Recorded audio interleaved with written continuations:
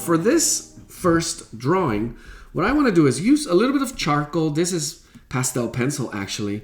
And what I want to do is try to do a blind contour drawing. Now, it's going to be a very interesting subject in terms of not just lines. And I want to make these, I don't want to say quick, patience. But if you notice how I'm holding the pencil, I'm beginning to feel the connection, not just to the subject visually, so all the lines and shapes and values. What I want to do is feel a connection between my eyes, my fingers, the pressure I put on the pencil, and I want to play with variations of how I see, how I want to see, how I want to play with the image, and what better way than a blind contour drawing that allows you to just take the lines, feel the lines. And I've said this many times, even though we're drawing a portrait of an icon, which very recognizable, with a blind contour drawing, even if it looks at the end, and some of us may say that, oh, it looks like a foot. It's about the line exercise. It's not about proportion. It's not about likeness. It's about qualities of line, and the qualities of line that we're going to need for hair, skin. We have some wrinkles on that skin. So how am I going to play with that? And going from one medium to the next, I want these lines to flow, but it's not the lines, the hand that flows, it's my eye. And also bringing in a little bit of that technique. What am I going to do with technique? And I plan today to do 1 or 2 warm-ups and then set myself up for some ink lines, which will be obviously more patient, more challenging to develop some of those combinations of hatches, cross hatches. Value is going to be a big factor.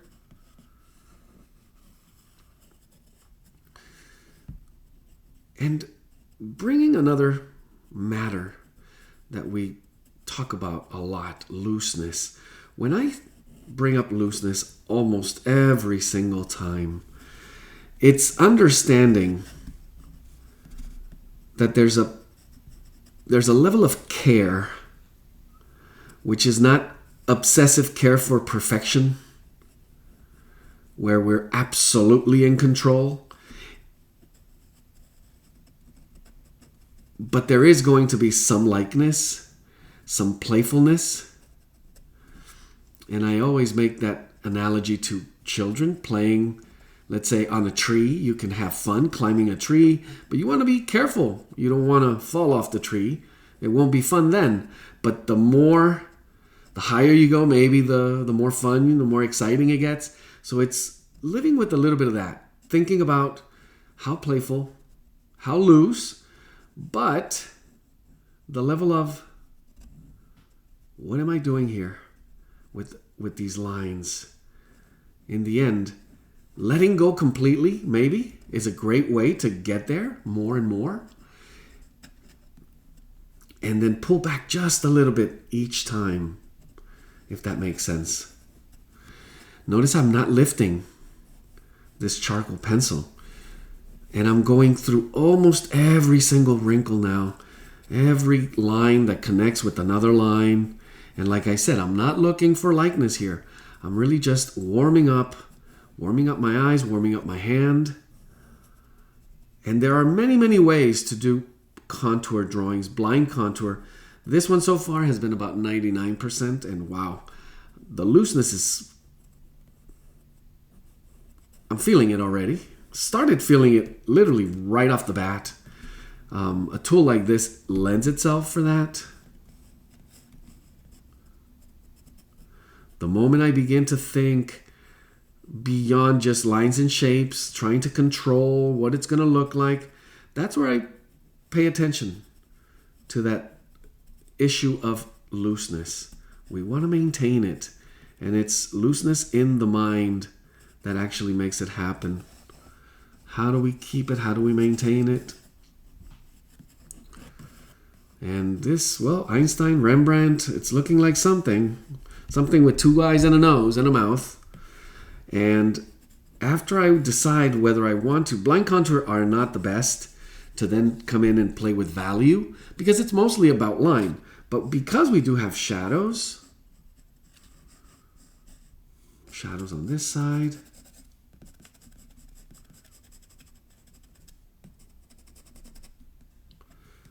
for the first time I'm doing a little squinting now, reading a little bit of that light. And we just push it just a little bit further into the area of light study. But that's all I want from this warm-up. Just a quick, loose test of looseness in order to feel where I am today, how I'm seeing, and how I'm delivering mark making. And again, any tool for this. There are tools that are better, some better than others. There we have it. First warm-up. As I flip the image upside down, and I do have it again from, all you gotta do is flip it upside down. And working from that, what I wanna do is, I'm gonna use a color pencil for this one. And I am also going to try just connecting as a warm-up. What I want to do, explore pure mark making. There's going to be a struggle. Usually the struggle is left brain trying to decipher, trying to name the thing you're drawing. And this allows you to sort of put a speed bump on that process, where what you're seeing is the curve, the angle, the length, the direction of a line that makes a shape. And this one, I'm actually doing 100% blind contour. So again, it could be way off. You consider that way off. But what I'm trying to do here is literally just feel the connection between my eyes, my mind, what I decide to see, my hand, the pressure, the way I hold the tool, no matter what tool that is, and the quality of the line, the quality of the mark making. So my eyes really need to stay on. I want to play with variations of pressure. Wow, this I'm going to say the word hair is going to be something else to work with, and really interesting to see what we could do with it. So not lifting the pencil. And I gave him a little bit of a different hairstyle, I guess. It could happen. And then deciding to go in. When we work with upside down, blind contour, you're going to really feel the struggle when we get into here.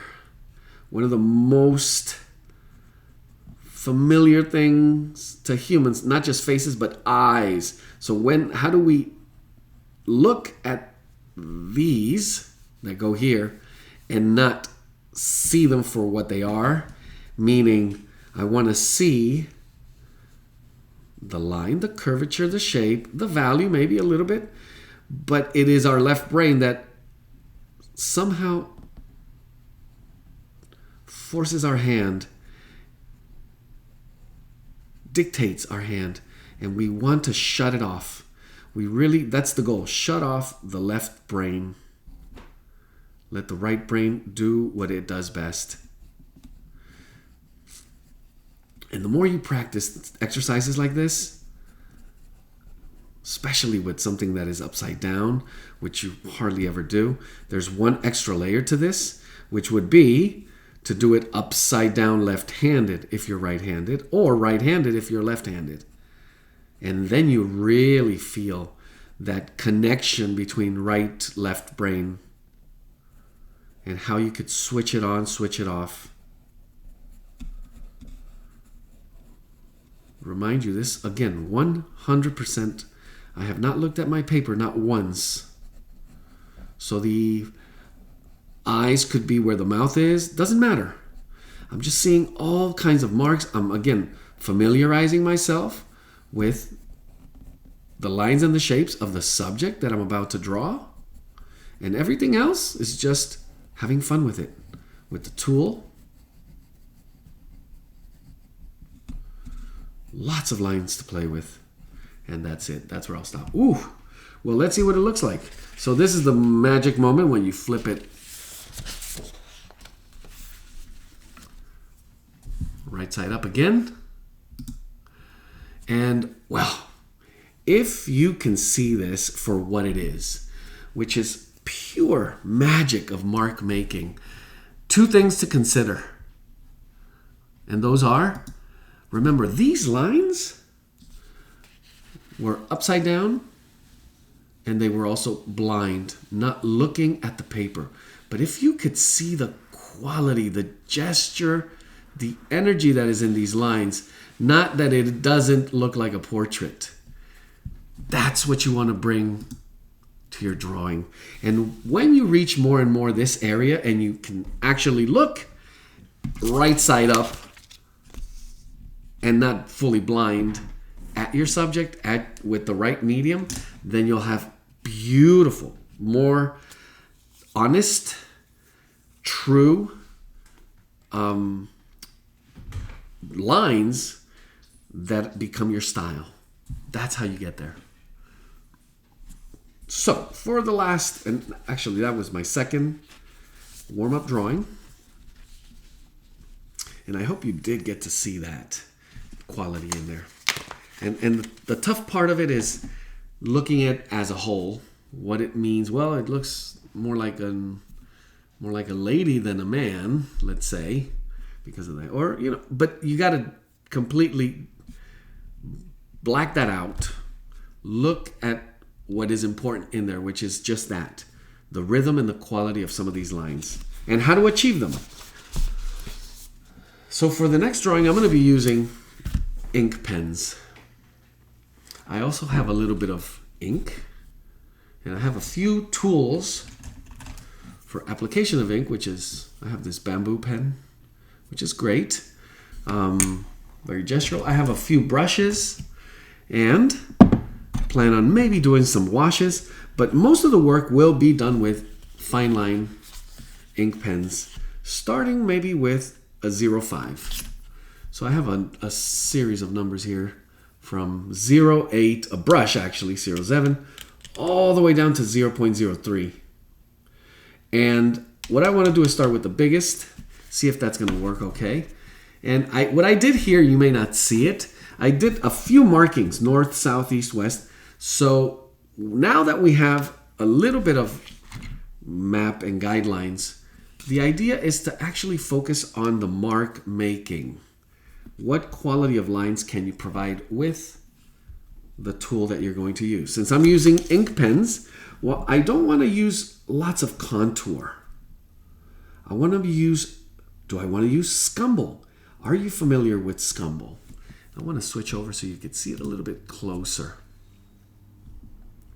As I start in this area, notice I have a few pencil marks there that are basically a guide. And how far? Meaning, with the mark making that I'm starting here, and because I have a guide, that image transfer, how far can I go with blind contour? And again, it wouldn't be contour per se, doing the silhouette. It's shifting the combination of mark making. So I'm using a little bit of scumble. Notice I'm using a little bit of stippling. Stippling is just dots and dashes. Lots of those. I begin to use a little bit of flowy lines for where the hair begins to meet the skin. And I'm going to play a little bit with that. And I'm also starting to look a little bit at value, the shapes of the shifting values. So some darker, lighter areas.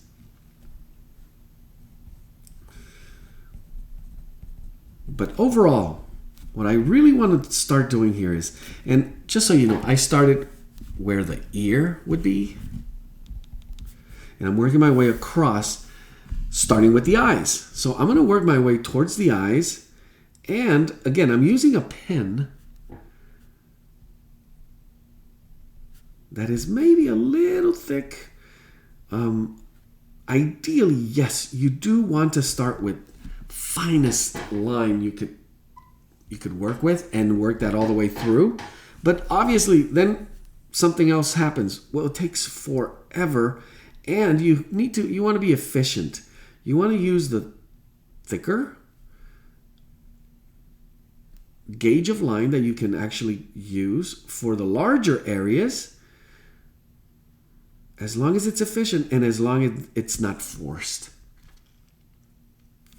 Meaning, like, it feels like you're coloring. I want to take closer looks at some of those lines within the shapes. So what do I mean by that? There's lines and there's, in this case, eyelid.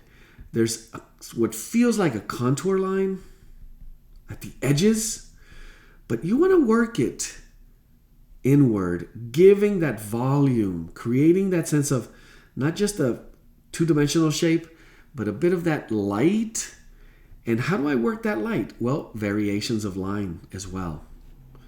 We begin to have a little bit of light and shadow with different textures as well, especially in and around the eyes.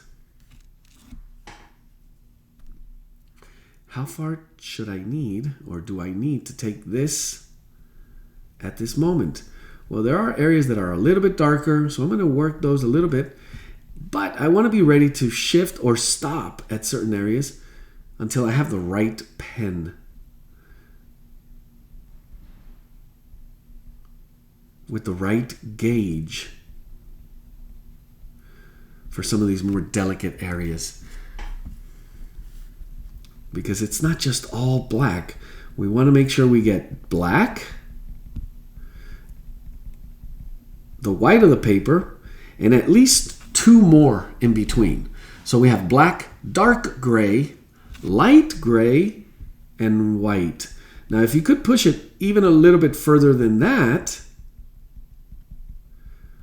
say a darker version of dark gray that it's not fully black, and then a lighter version of the dark gray that is not a light gray. So we push a few extra values from not just black and white, which is 2, to the 4 that I'm suggesting, but maybe to 5 or 6, which is pushing one extra value in between those, any of those actually. Give you a quick look at what's happening already. So just with that close-up, and I do want to stay with that close-up camera mostly today, so you could see the variation. You're going to see the variation with pens, but mostly the variation with the types of strokes. So I'll be switching from, in order to really capture lots of beautiful combinations that create the expression in the gesture, starting with, for example, here. I'm going to use what could be considered a tiny dotted parallel hatch. It's not a line hatch. It's like a dotted hatch. Some of them, as you saw here, are going into scumble, but I don't want to overdo it with too many variations either. Now, I remind you, I'm working with a 0.5 right now, and some of these areas are becoming so delicate and light in value that this gauge may be a little too big. So I'm going to drop down to a 0.3 and test that as I begin to do a couple more. Very fine, very thin. Add a little extra here. As you begin to see how the thicker gauge of line with the thinner gauge of line and just that touch of parallel hatch or scumble or stipple, just dotting and dashing begins to enrich your drawing.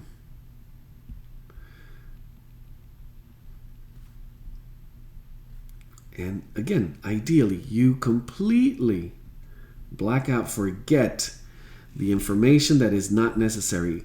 Number one, what it is, the word. So I'm not drawing an eye. I'm drawing all of these, or wrinkles. I'm drawing combinations of shifting values with different patterns of line, and figuring out how to create that combination and the placement of it to create a little bit of that likeness. So do I want to create likeness, or do I want to create expressive qualities? That's right at that moment you're exploring beyond your creative process. You could add some of that anatomy knowledge, or maybe you know something about this person, so you could add a little bit of narrative. But for now, all I'm focused on is the type of line, how to capture it, what it does to a shape, and then a bit of the value, and what is the best pattern of lines for me to capture that. And obviously the placement, proportion, location of them. Also focusing a bit on that, how I'm going to go from that darkest of darks in terms of value and be able to stretch those shifting values without being too obvious or too overworked as well. I drop down to a 0-1 now. With the 0-1, I should be able to do a super fine line. So when we talk about lines, in this case, because I'm working with ink pens, you would consider the gauge. Well, the color, of course, the color of the ink, in this case, black ink. You consider the gauge of the pen. So this is a 0-1. Then we get down to it. As soon as the pen touches the paper, we begin to consider the direction of that line. The shape of that line. Is it a straight, vertical, horizontal, diagonal, or is there some curve? Is it an S, C shape? Am I just working with dots? Is that going to do it? A little bit of stippling. Then I need to consider saturation in order to get closer to that value. But very simple things. The shape of that line, the curvature of the line, the location, the length of that line, and the direction. And because we have more than just one line, the pattern and the rhythm. So when you begin to focus on those things, direction, depending on the medium, you could be worrying also, not worried, but you would be thinking about pressure. Here I'm not worried. Here I have the gauge to deal with that, the gauge of the pen. But also pressure, direction. So the lightness or darkness. And because we're working with ink, then you bring along the rhythm and the saturation of that combination of lines.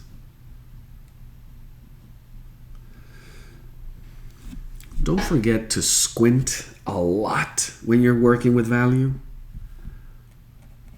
Check and double check.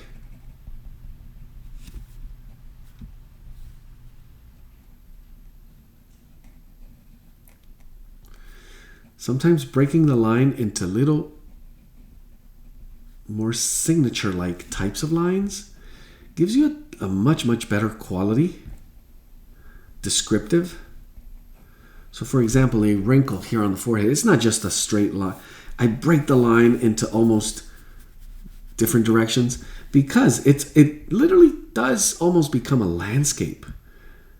The closer you look, the more it looks like the Grand Canyon. Think about that. I mean, if we were to put a microscope to it, it could literally look like the Grand Canyon. Or you would get that impression. So you want to think maybe, yeah, some of that, I'll deal with it as I would with a landscape drawing. Let's go ahead and pull out again really quick, see what's going on. So I see, and I'm beginning to capture expression. And why am I working outwards like this? Because I don't want to make the mistake of silhouetting, contouring the drawing. I want to work very specific quadrants and work almost everything that's in there, considering the whole, of course, because there are shadows that will cover more than one area, more in one quadrant, and we need them to be consistent throughout. So as far as layering some of those, but as you can see, a little more looseness with some of these lines, a little more gesture with that care. And most of that, in my case, comes from really keeping your eyes on your reference, really breaking it down, really understanding what is it that makes my impression, my observation of it, that I need to edit, because no matter what we try, we have to edit the information. So what are the choices that I'm making with those edits? How do I make it efficient?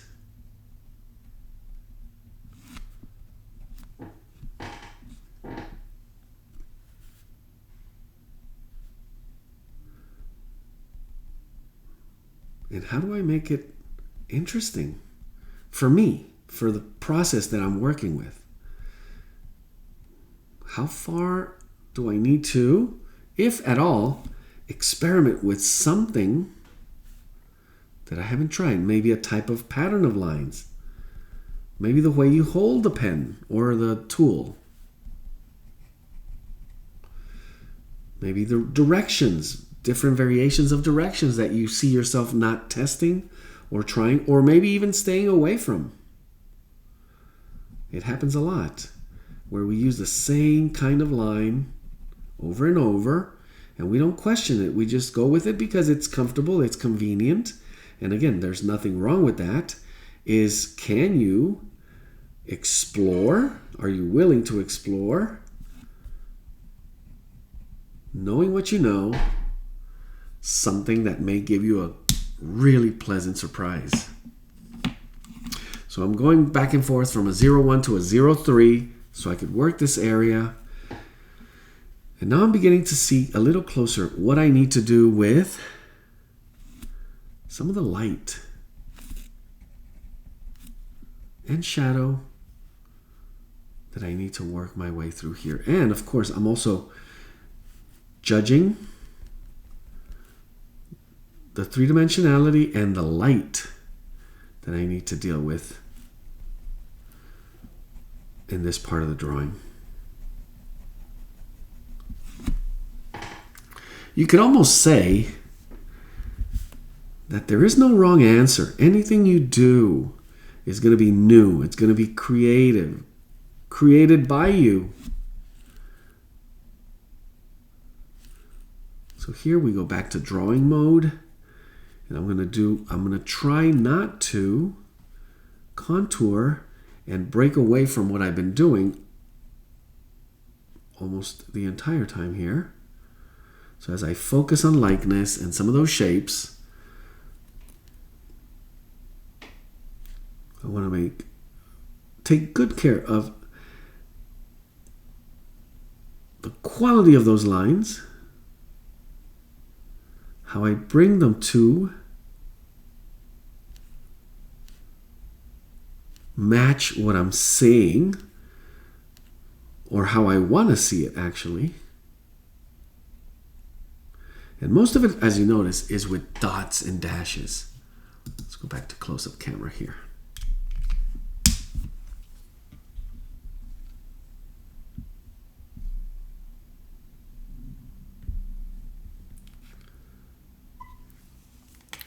And as you can see,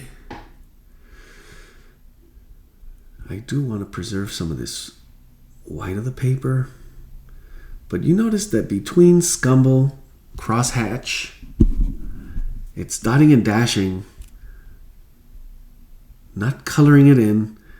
Not that there would be anything wrong with that. That would be something else. The quality that you decide to work in terms of technique. We're all doing something completely different. Even if we all were doing hatch scumbling, it would be absolutely unique in your case. Which is the beauty of drawing. Every single time you see it, you're going to find that someone is doing something new with what we all think can be done exactly the same. Using the same medium, the same image.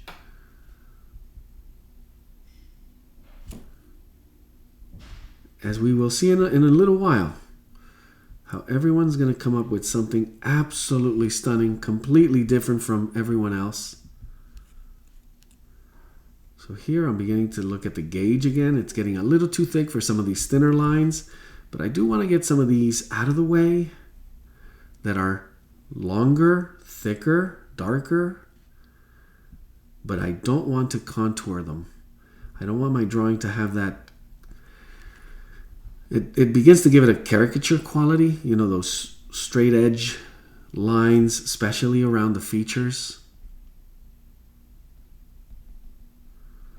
So they're broken lines in almost every single case here.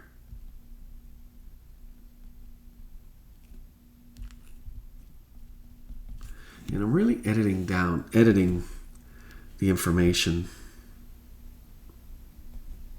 trimming it.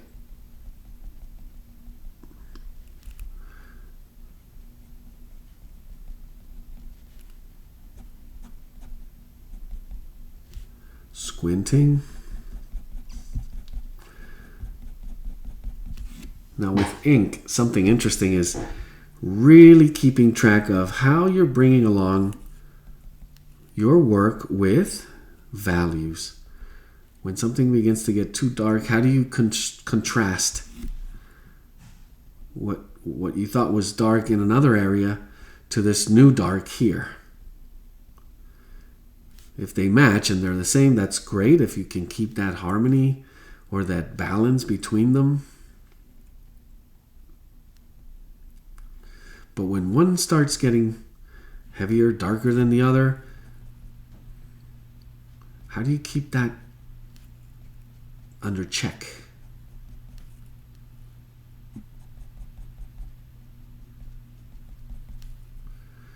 And also, I have to say, it was very, very minimal information. I literally just dotted in that image transfer, dotted where the pupil, eye, eyebrow, the two nostrils, and a line for the lips, as you could see when we pull back out. The limited information, dot, dot, dot, dot, little line, edge, edge. And around here, there's so much information that was not really transferred. So I am being forced to examine my drawing method a bit. And I'm doing that, again, very carefully with very light saturation, using the 0.3 at this moment, but almost no line, almost just dots, hatches of dashes.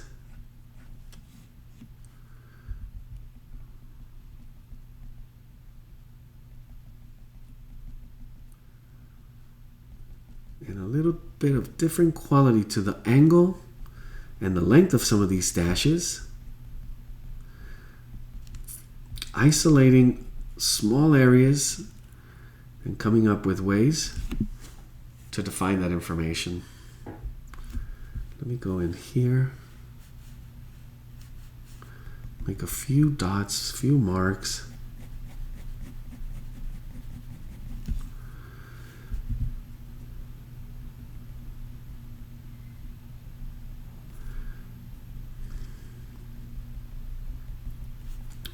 Now another tip that hopefully makes sense, because it's something else that you have to really get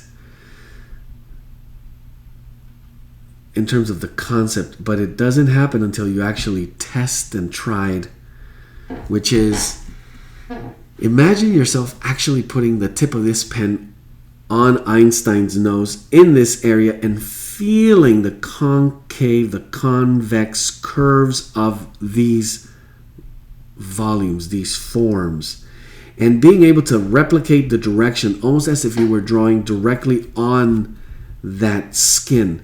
So the shape of that line, the shape, the three-dimensional shape of that pen direction, and imitating it as I'm trying to do here, to bring that illusion even a little bit further.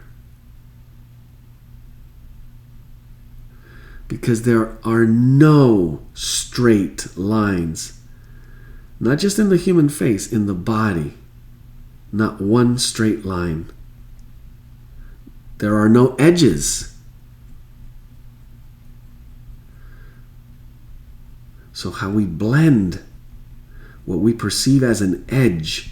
Well, here it's a trick, it's an illusion. So this edge, I have to somehow create the illusion that there is no edge, that it goes back and around. So using some of those techniques and combinations of line, I will attempt. But it's being aware. And literally, you could not be more connected to your subject if you were really thinking the way I just mentioned, drawing directly on the surface of this face and following those subtle curves.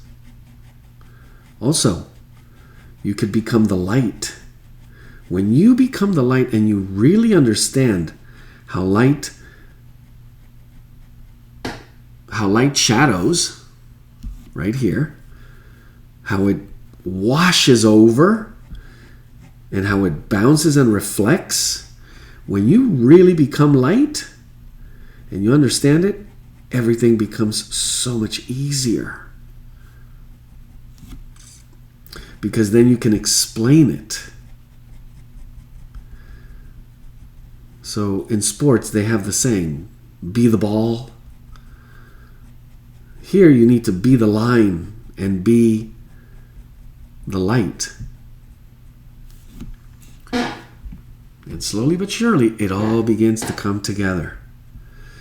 When you lose focus and you just kind of whoop over an area without any connection, it'll look flat, it'll look unfinished, it'll look uncared for.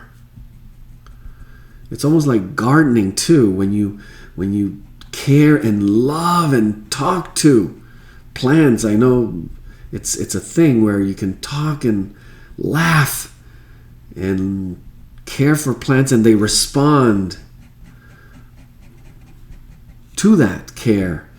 It's the same thing when you see some that are uncared for. They're still beautiful, but they're wild. They're a little more wild and maybe more vulnerable. That happens. Thinking about this as a garden, some areas of that garden go kind of less cared for than other areas like these, where we put a lot of attention and a lot of... So managing that level of care and attention holistically.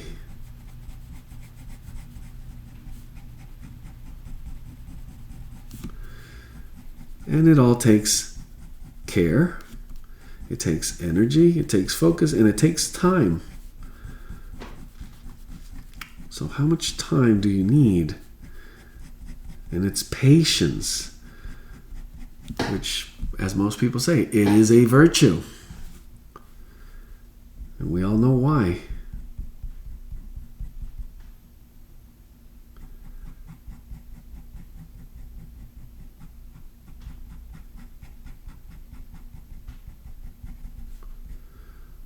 And that could be a good argument. I remember having conversations where, no, I don't have patience for that. And if you come like that, then it's not efficient. Well, some things absolutely need to be done with patience. And in today's world, no, rush, hustle, do, quick, fast. And some things just don't respond well to the lack of patience.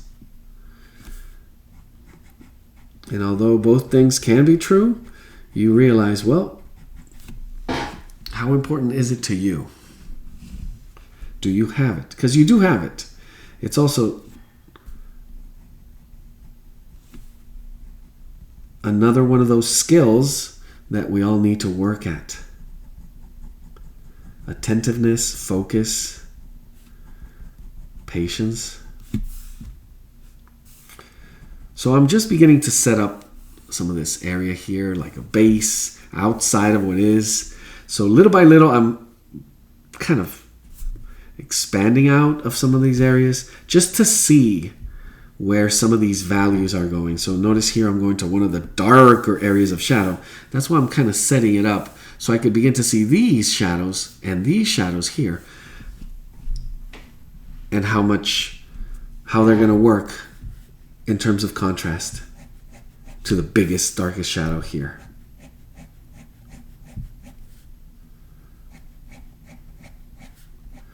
Beginning to use different combination of lines. These I'm just feathering, and they're kind of curved parallel hatches. Really thinking about the texture of the skin there, but also the light. So I'm doing a lot of squinting, and I see this generic, almost geometric shape here. So break that down a little bit, and also think about how could I layer some of this. And yes, you can.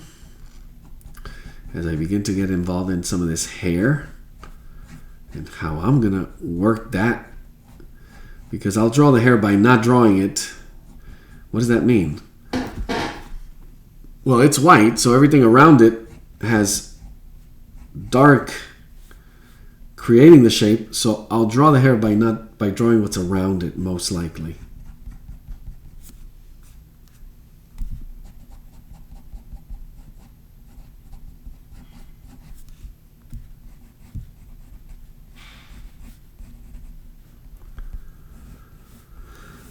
So when you see a shift in the color, I will add just a tiny little line to it. But at the edges, it's going to be all about how do I develop hair pushed out of the background almost. All right, so that gives me a good hint. Let's get back to shaping it.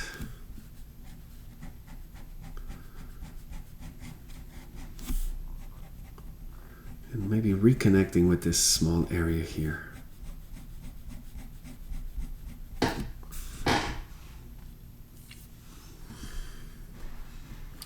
These are beautiful shadows, so I'm going to be careful because this is going to take lots of time. So I could spend the next hour just in this shadow right here. The shadow underneath the eyebrow that comes down the nose and down around the nose here. It is very delicate. So I'm beginning to describe it in sort of broad, generic ways, especially right around here.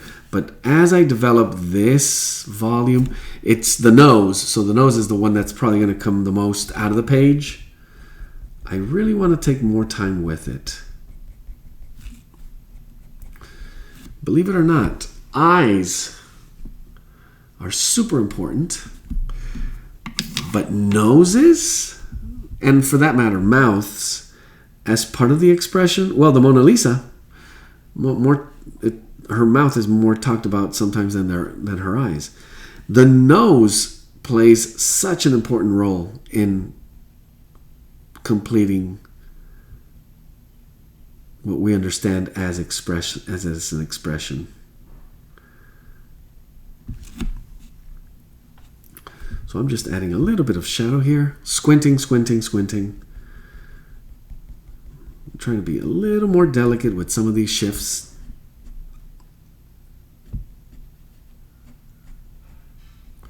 And again, we're going to have white mustache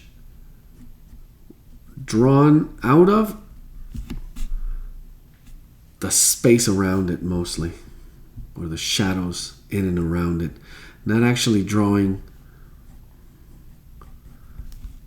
the mustache itself, but the shadow areas and the space between some of those white hairs.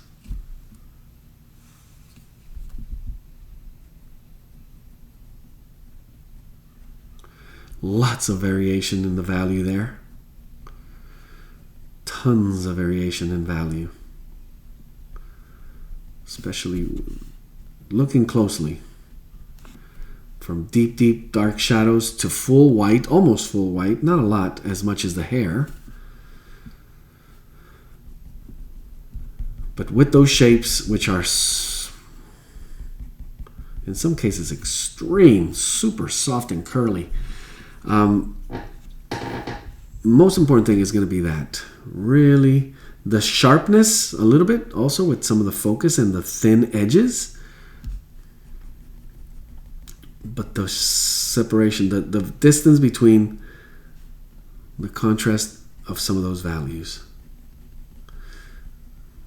And never forgetting about direction and the shape of the line.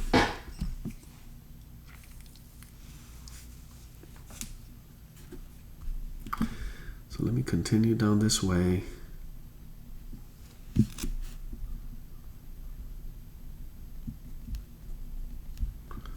Doing a little bit of drawing here, trying to set up again what could be first layer with a little more shadow. Squinting, and you want to do squinting to a point where spare areas where you need some of the definition.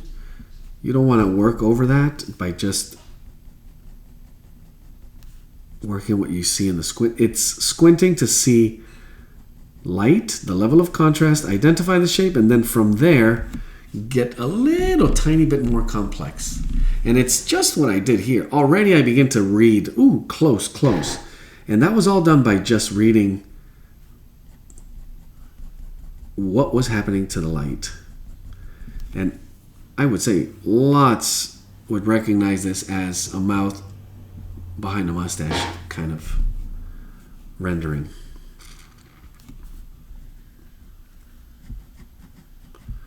Still working with the 03. Pretty much abandoned the 05 at this point. Doing more parallel hatch. Following what I see here in the shadows.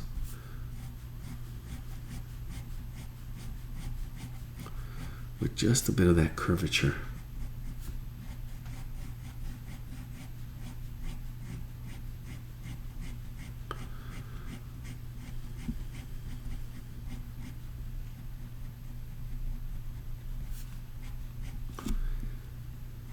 There's going to be more crosshatch happening here. But isn't it magical? There's a face coming out of here already.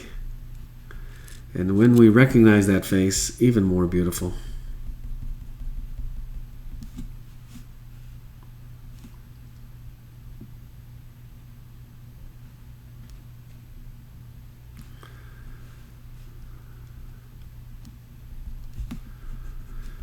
Adding just a few more markers for my drawing.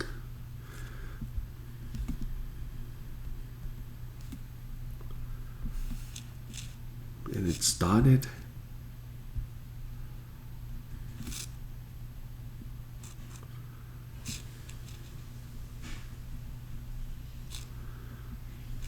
There we go.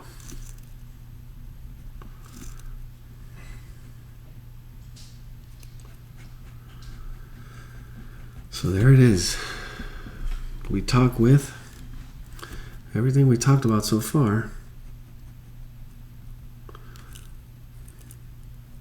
Somehow considering space and time.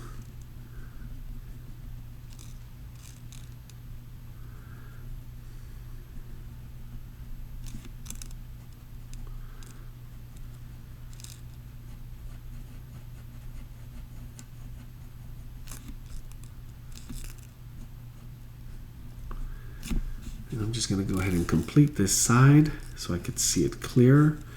It looks blurry, so how do you do blurred ink lines? That's a big challenge, since they're usually so sharp.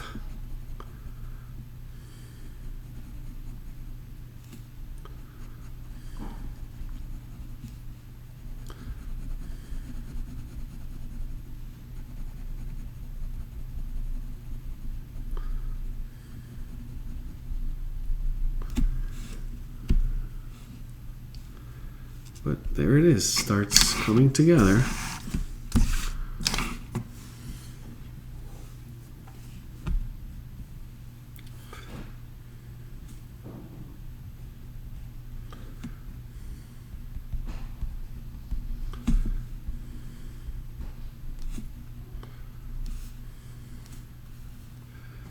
And more shadow.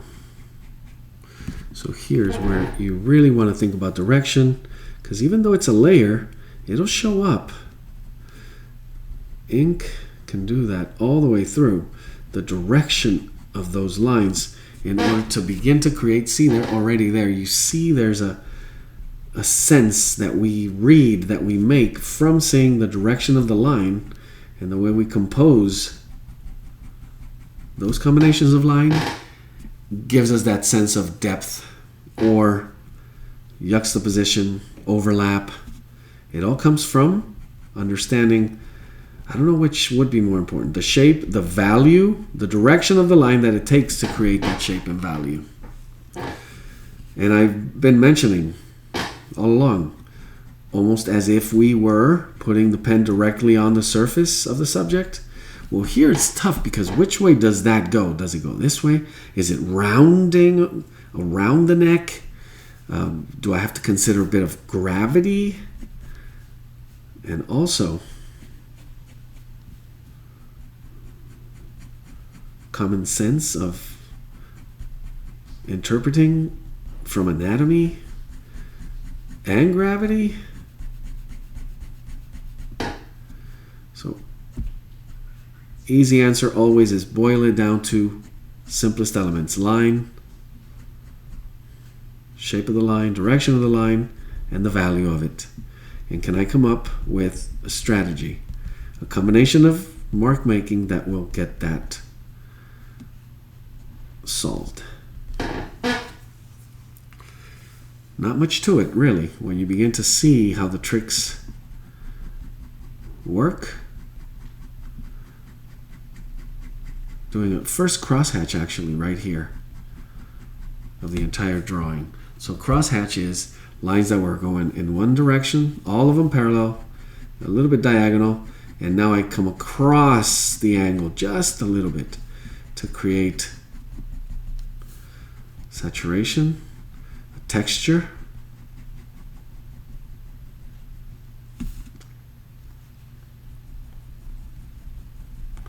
This is a fourth.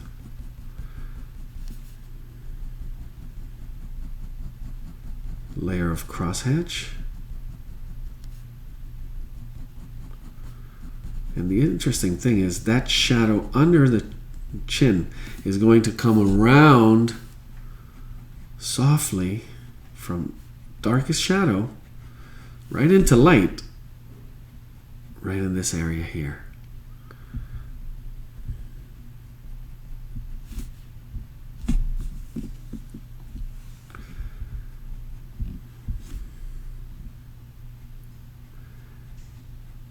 And I'm thinking now of all the portraits we've done in the art series. This may be the first old gentleman we've done in this level of detail, which is very demanding, especially when it's an iconic figure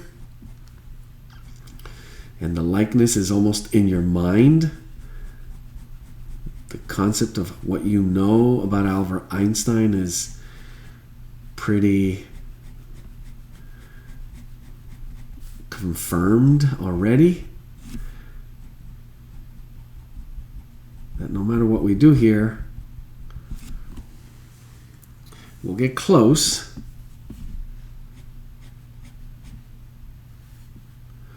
Which is why it's just a chance to play with mark making. Play with mediums, play with instruments, play with techniques.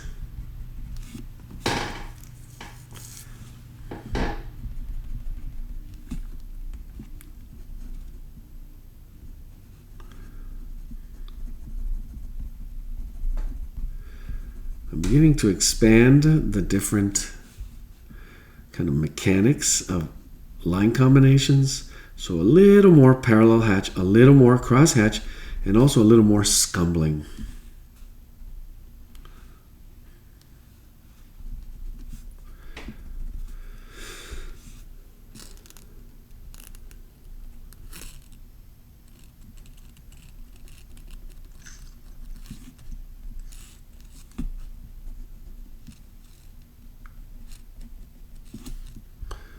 Okay, so I'm going to switch back from 03. This time I'm going to go even further to 0.05, and begin to work this area here. So I was working with the 01 before this. I want to take these lines even further and layer them. So it's going to be a lot of patience building up from the white of the paper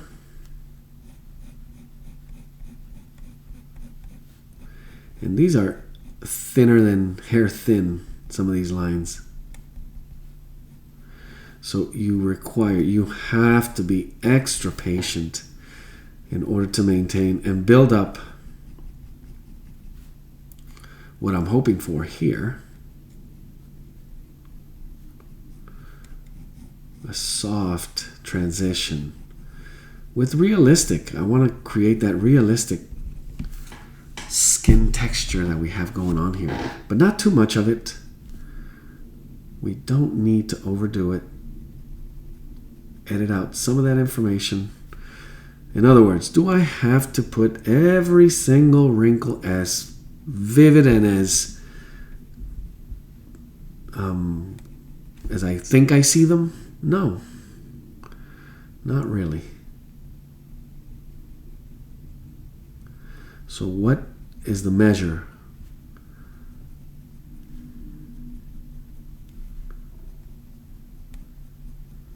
From a simple line, and I mentioned that's what I did not want to do. Take away that cartoonish look. But also don't want to push it to a photorealistic look, which is not what I'm going for. You could, but then that's, again, a completely different set of skills. I want to take you back to close-up so you can see what's happening here. Very, very small, thin layers. And I'm trying to build it up almost exclusively thinking about what I mentioned before, the contour. So truly imagining this pen directly on the surface of the subject and how it would curve as the light becomes brighter away from the shadow, giving me that likeness of the form, the curvature of that form. Squinting very much still helps, but at this point, I'm moving a little bit away from squinting. The definition, the detail I want to capture here, starts from squinting, but then moves right away into more detailed variations of that value. And here we have a big test here. So this is going to be layered. And because we have from full light, you need to understand how the light is working here. So we know which direction it's coming from. We also know how it shapes, curves all the way to this side in the shadow.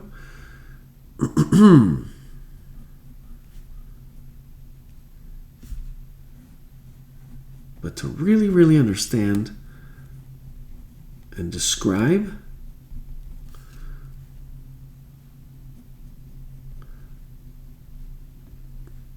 almost right back to blind drawing here.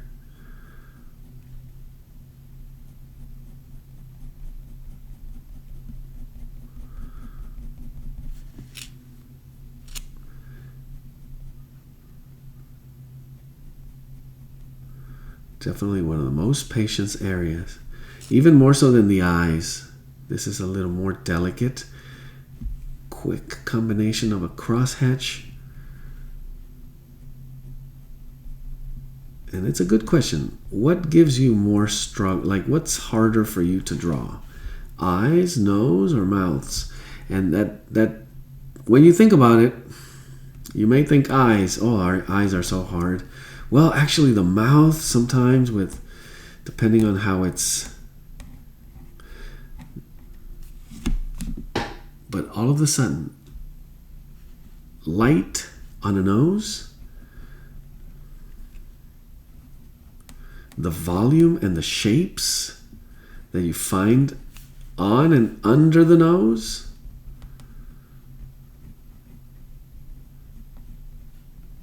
almost always overlooked, extremely challenging,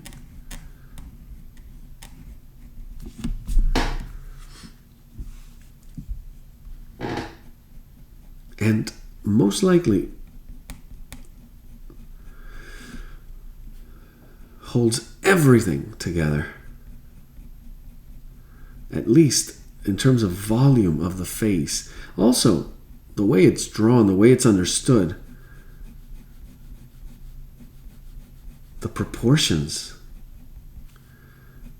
the way it ties the eyes and the mouth together.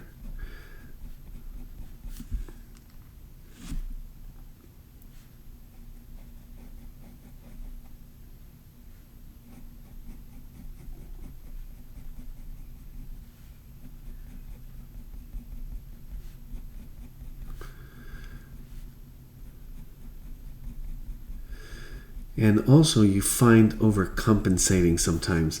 You find yourself doing something rounder than it actually is to compensate for the roundness that you see.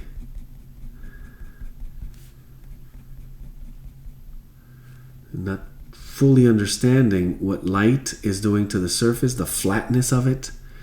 And I keep saying the word convex, concave, knowing what light does in that case.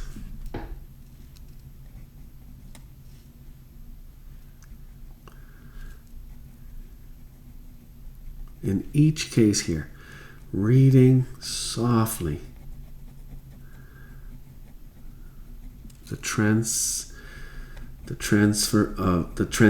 of the light on the specific volume. That's where you really, really go test everything you would ever consider technique.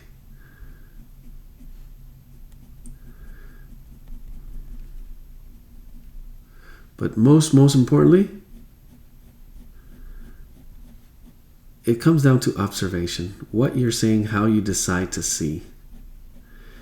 Are you seeing the things you really, really need to see?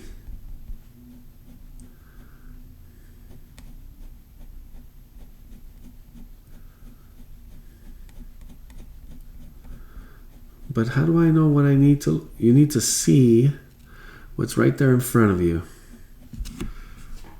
But what do you mean? Which of all of the things? That's exactly what I mean. Breaking it down to understand, well, this is what I need here. And with my technique that I know how to use, like this, ta-da, there it is.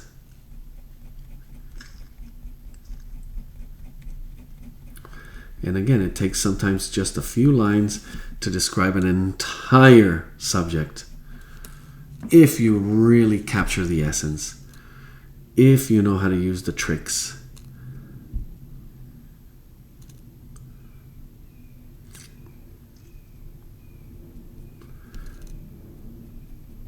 The essentials, the absolute fundamentals. Always, always, always comes down to that.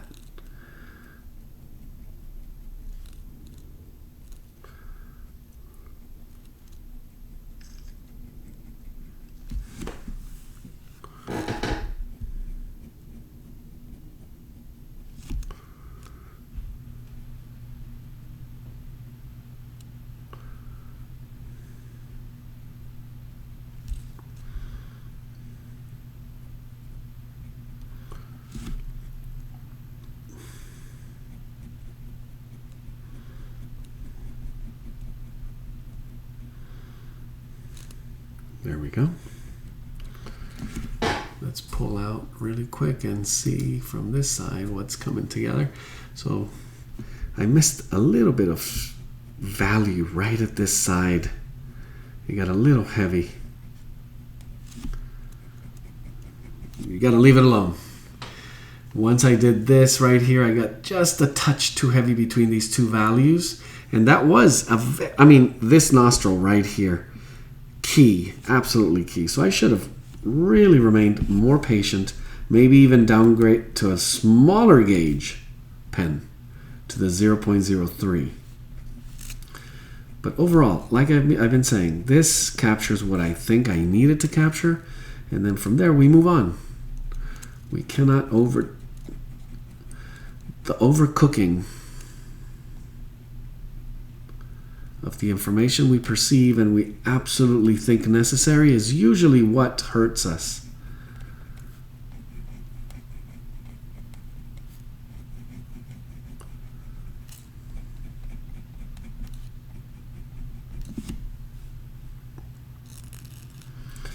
And I think I need to start working on that background.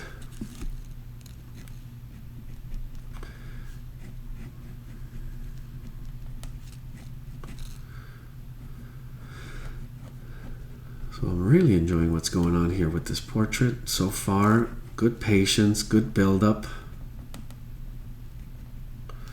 I could stay with this small pen for the remainder and it would work beautifully, but it also would take about 6 more hours to develop what I need. So I'm just adding a few hints of line here in the shape.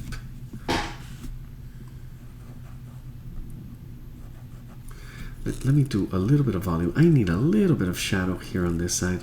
It's not just shadow, it's texture as well, to bring this really together on both sides of the face.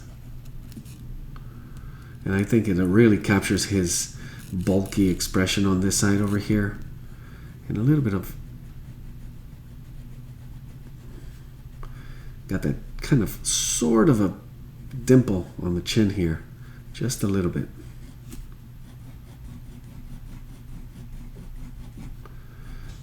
Lots more work needs to come together here with this area of shadow. And at this point, it's all going to be with smaller pens. Maybe even the smallest, like this one, which will take lots of layers, lots of build-up.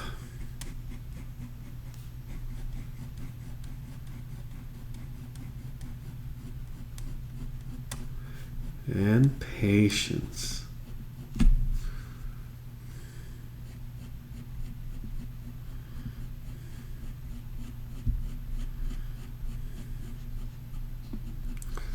Keeping your eyes on the reference, understanding light all the way through. As it gets more and more subtle, it does get more and more difficult. So you need to be more patient, more efficient, more savvy.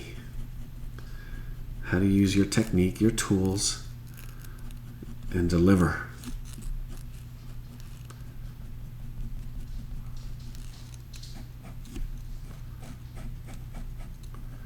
Like I said early on, no matter what you do, can go wrong.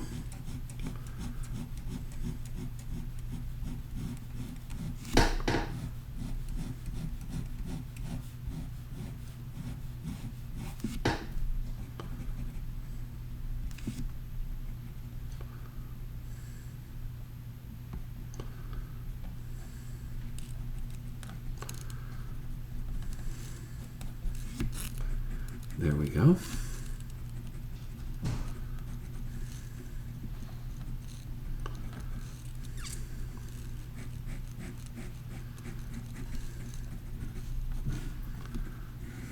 A few extra lines over on this side are going to make this easier. And I know I said I wanted to maybe do some washes in the background. The way I see this portrait now, it may benefit from just slow buildup with less contrast in the back. Just bringing it in softly.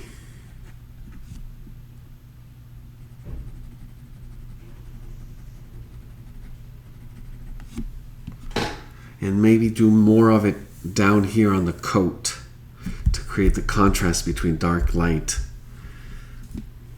in the hair area. And here I could just shape some of these hairs really, really thin.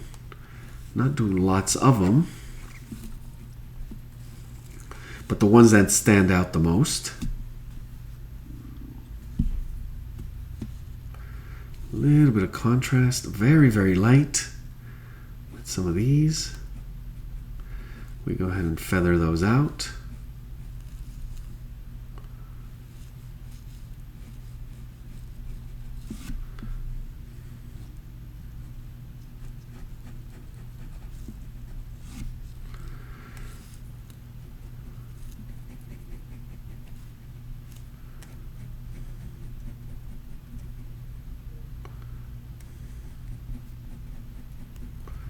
Going right back into some of these areas with lighter values.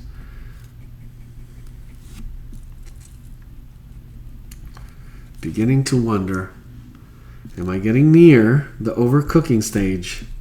And I just had that thought, and I gotta be careful. Don't want to do that. And this is the moment where it could just very quickly go in a completely different direction, which is why I mentioned, now that I see it, the background could, I don't want to say ruin it, but it would be extremely risky given what we have here so far.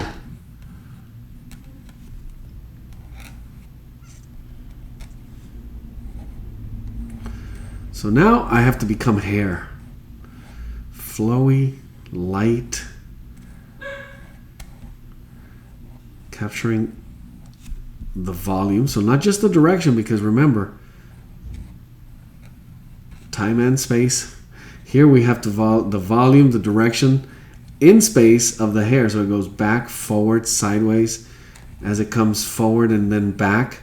We want to imitate those curves just enough to give it that sensation of just a bit of likeness.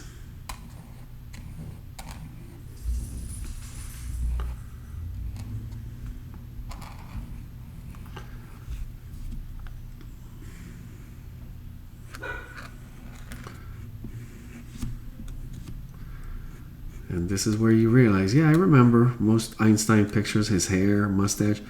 But now I see, oh boy.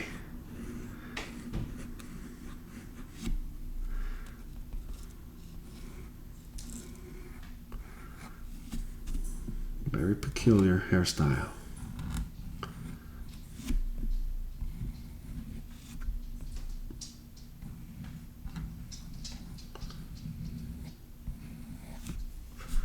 Slowly building it up, I begin to see the contrast, and I could have seen what a wash, a very, very light wash, would have done for some of this line and light work here.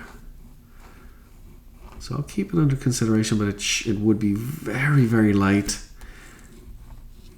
depending on how this eventually looks when it's built up. But so far, so good.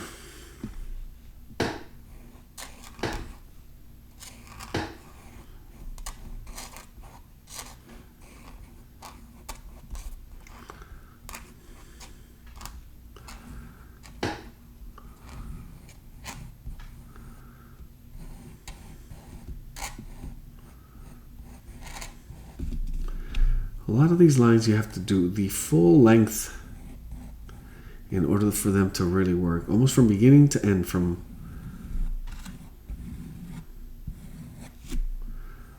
root to tip of the hair there. Just capturing that flow all the way through. And some of these are very specific too. It just, as you can see, it's not all of them. It's the ones that sort of stand out in terms of value.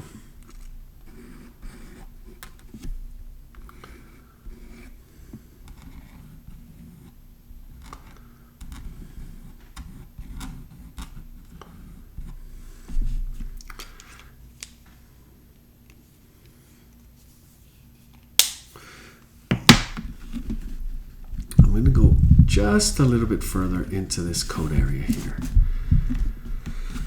So back to the 0.5. Here I will do that. I'm going to build up some of this contrast.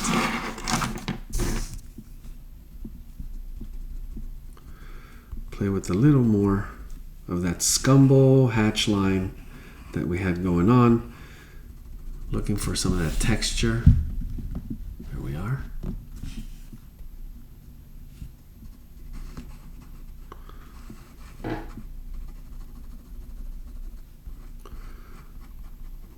Remain patient.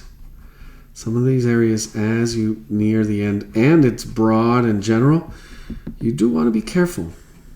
You want to maintain that consistency of the gesture, of the energy throughout.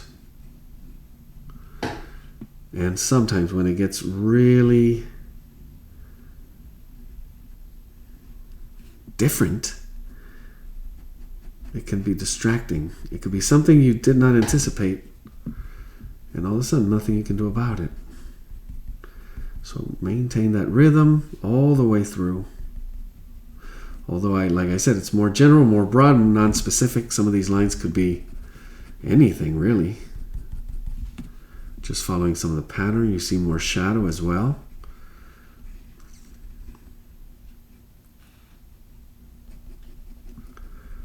Keep in mind direction.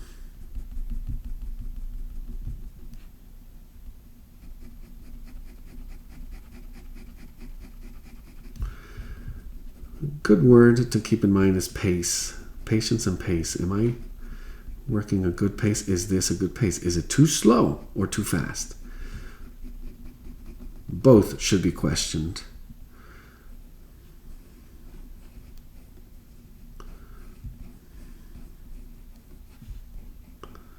And I'm going to develop a pattern which I see when I squint, which is just like that. And the idea is to really resemble that texture of the cloth. So you do see kind of a weaving pattern. So can you match the direction of that? And also, in this case, light and shadow of it. So I'm going almost from corner to corner here. I mean edges. I'm working the edges first.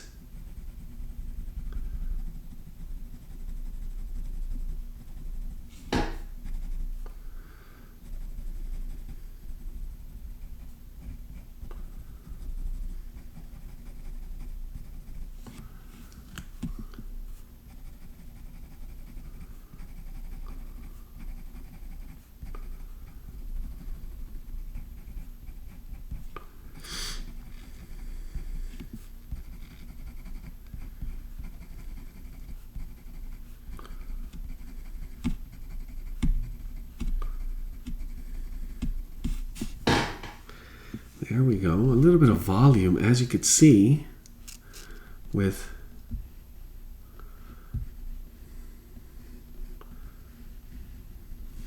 how it weighs, how it responds again to light, and then everything else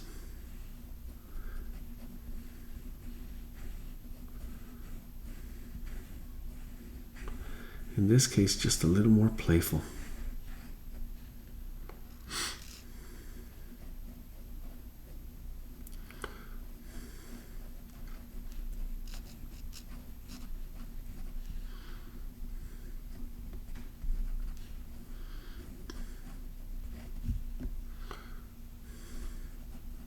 Some of these are sort of in a blur,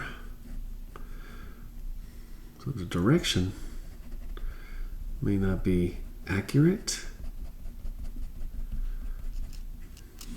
more generic.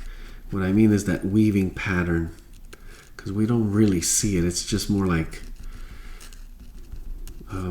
TV static, you know, that black, white, gray kind of thing here. And I'm going to go ahead and do that a little bit more just by dashing.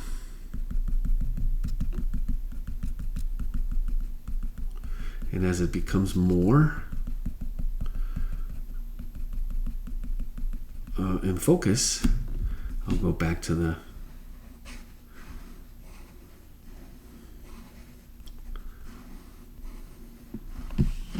line quality of it.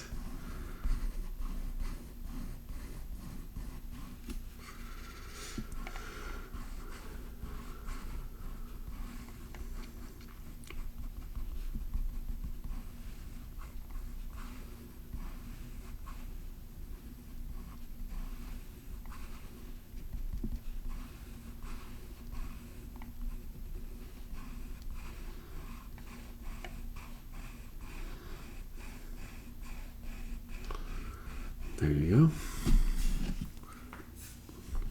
The transition here from linear to dashed, you know, the dotted dashed type line. Tricky.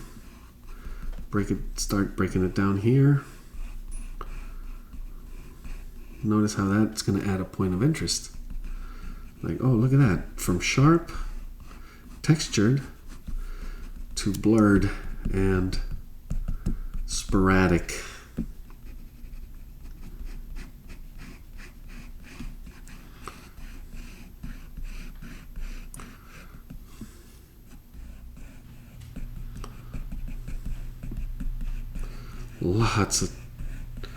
Lots of different lines to play with.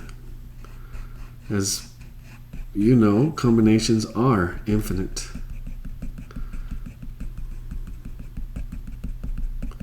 They truly are.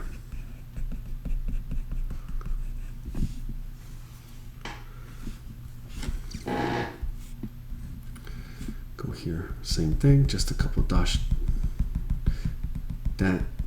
and dashes. Right into some more linear. And I think it gives them a great, like the character of the ink line all around becomes more, maybe a little more powerful, like stands out, even with the looseness of the ones I'm creating down here.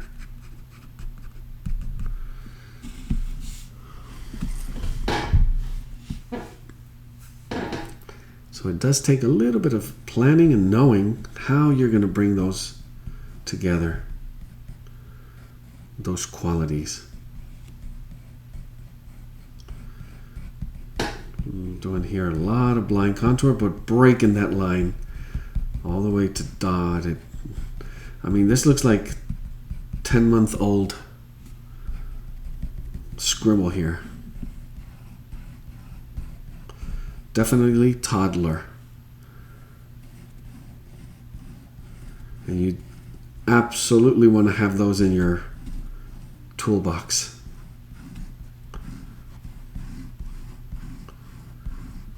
Can you draw like a toddler? You absolutely want to. have that in when you need it.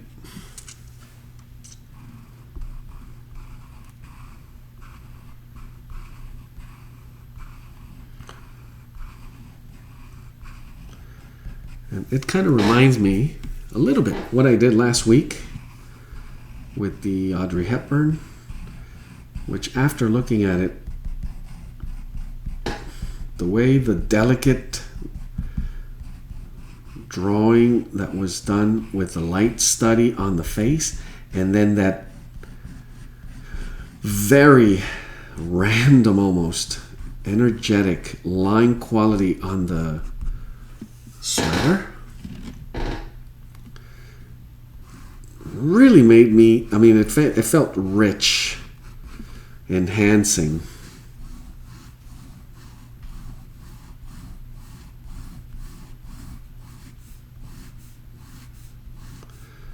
I'm beginning to organize, clean up just a little bit that layer of the toddler look to just a little more patterned, with just a little bit of curve.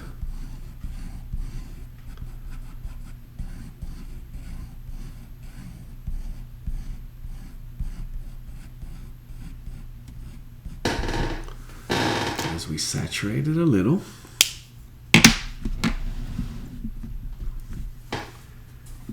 And there we have it. Well, usually with ink, we know it could take a lot longer. And there is some work still to go. Plenty of finishing touches, finishing layers. Very delicate, some a little more. Oh my goodness, all of this as well. Which is actually the one that may be the most important, tying everything together.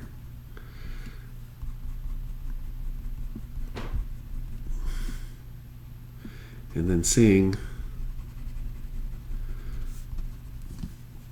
where you could just qualify as finished.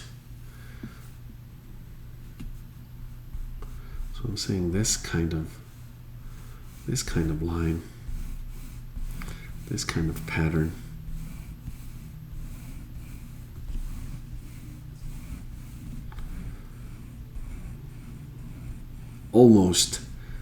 Almost the toddler look, a little more parallel, but the line is almost feathered at the end.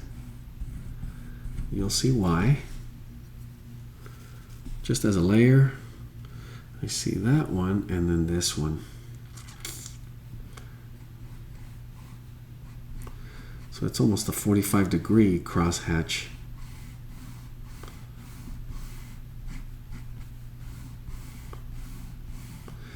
Tiny bit of curve in this line, and just a tiny shift to the angle right at the edge.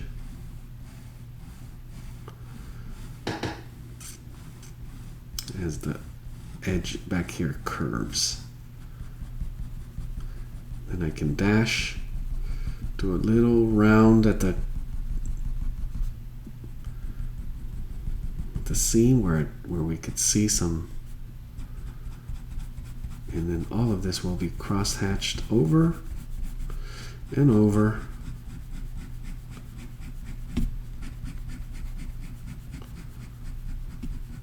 and over for that shadow.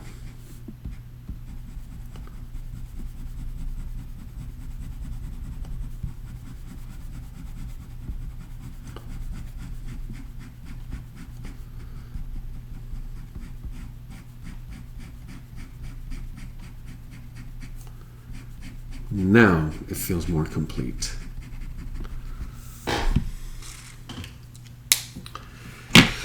Really enjoyed it.